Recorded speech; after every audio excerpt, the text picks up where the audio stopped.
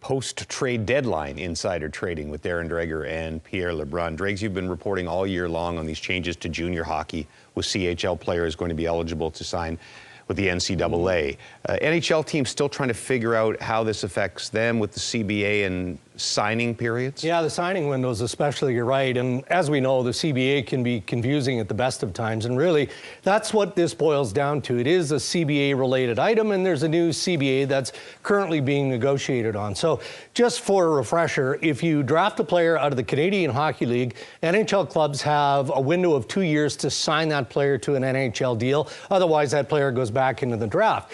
If you draft a player from the NCAA, you have a 4-year signing window. So now that we know that the NCAA rules have changed and CHL players can play in the NCAA, how does that impact these timelines, those signing timelines? That's what general managers want clarity on, but unfortunately, they're not going to get it coming out of those meetings. Again, it'll be a CBA item for sure.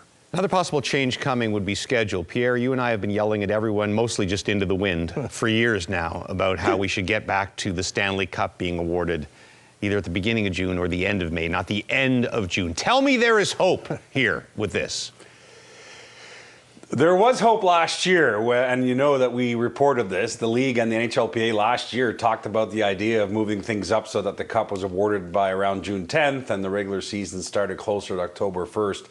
Well, I got bad news for you, James, and probably for 99% of hockey fans. The idea now is no longer on the table. And in fact, what's being discussed for the 26-27 season, when the new CBA extension would be kicking in, is to, yes, start the season earlier. I'm told in late September they're talking about puck drop for the regular season, and yet still have the Stanley Cup final played out into late June. More days added to the regular season calendar is what the league is talking about behind the scenes right now. And part of that is because, as discussed before, the idea is to perhaps go to an 84-game season and to shorten preseason, but also it's to help with the congestion of the schedule when the league now is committed to best-on-best hockey every 2 years between Olympics and World Cups of hockey.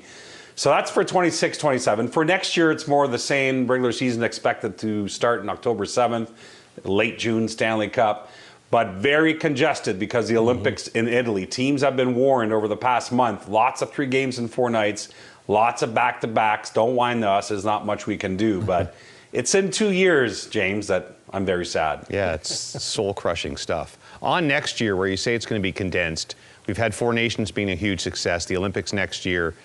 Will they cancel the All-Star game just because there's no time for it? I mean, the short answer is probably not, if for no other reason than they've already announced it. So last year at the All-Star game in Toronto, the league announced that an All-Star game would be held ahead of the Winter Olympics in Italy. Don't ask me why, but they saw it as an opportunity to have like a send-off with all those players headed to the Olympics. But after the amazing success of 4 Nations, there have been talks behind the scenes of people saying, are we really going to have an All-Star game next year, which is basically a dog's breakfast after we just had this best-on-best event last year? And there are people asking the question, like, how smart is it to have this All-Star game, which we know we can't save in terms of the entertainment value? Again, I think the New York Islanders, who are hosting that All-Star game, they've already started talking to their season ticket holders about it. It's probably too late to put the toothpaste back in the tube, but it is a question being asked behind the scenes. GM's meetings next week in Florida. Embellishment, one of the topics likely to be discussed, Dregs? Yeah, no question about that. And look, almost always when the embellishment penalty is applied, it's, connected to another penalty, a minor penalty for hooking, for tripping, for holding, something along those lines. What about a new direction with this? Why not just isolate the embellishment and call that penalty? So it's not a tweak or a rule change. It would be a new direction. The general managers need to talk about it. But it's not as simple as saying, yes, we're going to do this next season. It has to go through the process. Assuming the GMs want that penalty called, only that one penalty for embellishment, then it has to go on to the competition committee and ultimately onto the board. And there are players that could push back on this simply because nobody wants to be associated with diving. It does make sense, though. It's either a hook or a dive. It's not both at the same time. Now that trade bait is done, do some of the guys that did not get traded on the trade bait list get signed to extensions, Pierre? Certainly one appears ahead of the other right now. Carl Palmieri, the New York Islanders, those contract talks, which started on deadline day, have continued, and I'm told they're pretty close to perhaps getting an extension done, although when the Islanders announce it doesn't seem clear. But I think they're getting close there. However, Ryan Donato, they had extension talks on deadline day. We talked about it at the time. They kind of given that a breather since last Friday, but the expectations that both sides will start talking again soon. Both the Blackhawks and the Islanders hoping to sign their respective UFAs before July 1st. 3.5 months until the free agent frenzy.